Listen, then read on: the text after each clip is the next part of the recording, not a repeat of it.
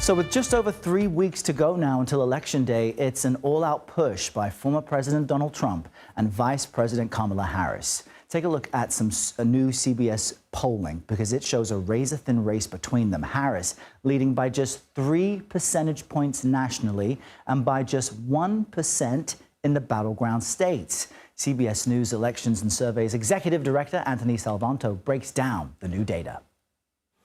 Here is the latest CBS News poll, +3 nationally for Kamala Harris. That's 1 point tighter than it was last month, just +1 across those all-important battlegrounds.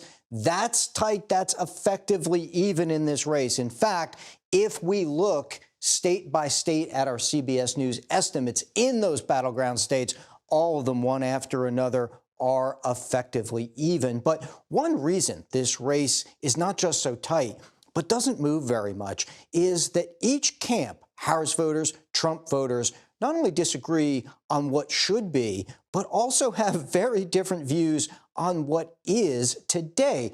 Take a look at one example. Let's look at hurricane relief, which has been so much in the news.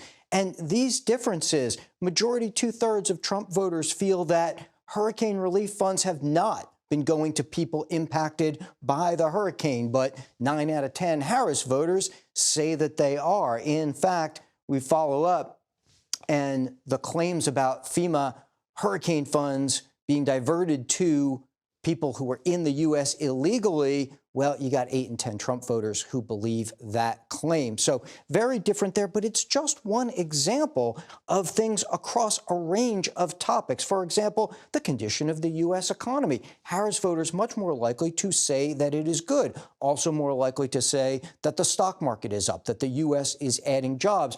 Trump voters much less likely to say that. Another example, the border, always an important issue. Well, take a look at the differences of what's happening there. Harris voters more likely to say the number of migrants been decreasing lately.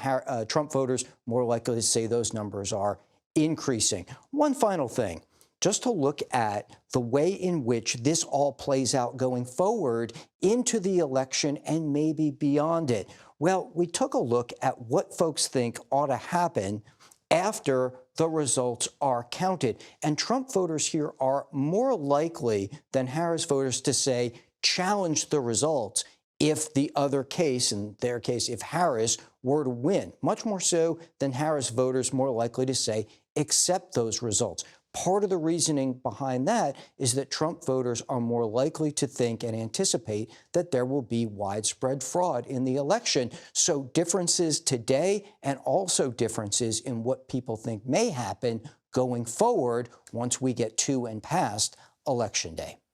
All right, Anthony Salvanto, thank you for that.